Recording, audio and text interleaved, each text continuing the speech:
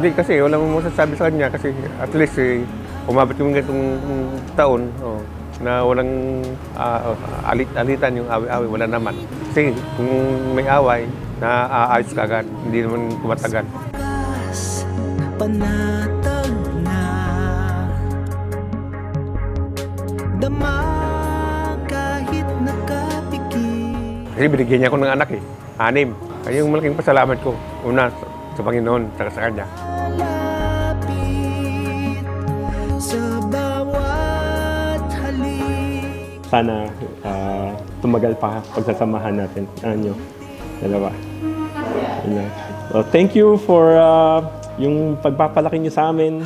Hanggang kita sa pangako na kailanman di ka na mag-iisa. Happy golden wedding anniversary sa inyong main pa. Bibihira lang yung umabot ng ganitong milestone sa buhay. Pagkaroon ng ganitong 50th anniversary. Salamat sa pagpapalaki sa amin. Hindi namin naabutin yung ganitong milestone nyo kung hindi maayos yung pagpapalaki nyo sa amin. Sana magtuloy-tuloy pa. Maalagaan nyo pa yung mga apo nyo hanggat sa makakaya nyo. Mahal na mahal ka namin.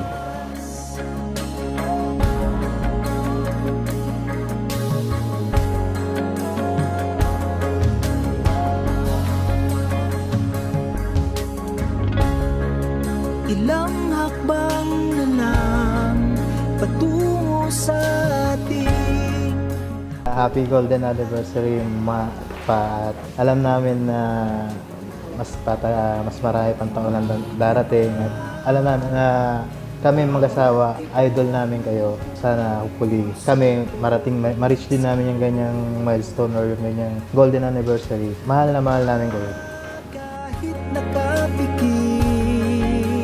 Mapa, happy golden wedding anniversary. Sana more anniversaries pa celebrate natin and ma-reach din namin sana yung ganyang kaso 47 years pa. Thank you for our sacrifices para sa aming magkakapatid and unconditional love sa amin. May forever talaga. Sabi nila kasi walang forever. Para sa amin, hanggat nakakita namin kayo, may forever. Sa pangako na kailanman di ka na mag-iisa. Huwag nang mababa, may kasama ka. Bukas natin ay walang wakas. Mapa, sabi naman namin na kuya at ate lahat Happy face sila. Happy 50th Golden Wedding Anniversary. Sana mas napasaya namin kayo ngayong araw. Hindi ko man ma-achieve yung 50 wedding, at least nagawa ko sa inyo yung dream wedding ko para sa inyo. And I love you. Ano ba talaga ang key, ang secret ng forever? Wala sa tao. Wala sa personalidad ng tao lamang. The fear of God is the key that you will have everything in your life. Hahanggan kita sa pangako na kailanman di ka na mag-iisa. Huwag nang Father, happy 50th wedding anniversary. Nagpapasalamat kami dahil nandyan kayo palagi para sa amin, magkakapatid. Yun lang, mag-iingat po kayo lagi. Mahal na mahal namin kayo.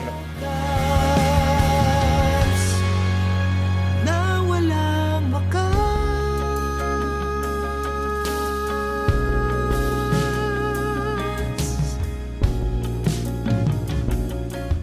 Kung talagang mahal mo, hindi yung paramdam mo, hindi yung pakitang tao. Basta sa ako sa kanya, at least nagtagal kami ganito, 50 years na pagmamahal ko sa kanya. Ganun. Kasi alam mo, mahal ko siya. Kung maligaw man at mawala at umikot man sa kawalan, sa bawat kailan, sino't saan. Thank you so much for your hard work. Thank you for all your sacrifices. Sana marami pang anniversaries na darating sa inyo. And I love you. Kung di mo man o hilaga ang bawat daan. The key to a life of husband and wife to stay together to the end of their life. That is the only one thing that could help them accept the weakness of the other. Tagal ng lumulutang, walang pupuntahan, walang dahilan. Yung pagmamahal din na sinasabi ni Saint John sa ating binasa.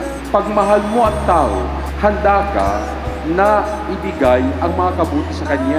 Handa ka na kahit ako minsan magsakripisyo ka para sa kabutihan niya. At ikaw lagi mong iniisip, ano ba ang talagang magpapasaya sa kanya. Paglalakbay ngunit nahanatin kita. Nahanap kita.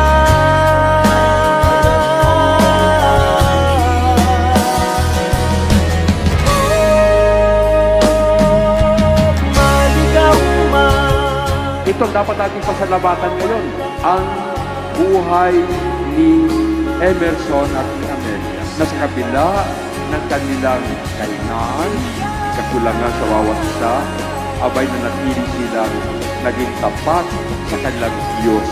Nanatili silang sumunod sa utos ng Diyos. Nanatili sila na nagsama at nagmahalan bilang mag-asawa. Na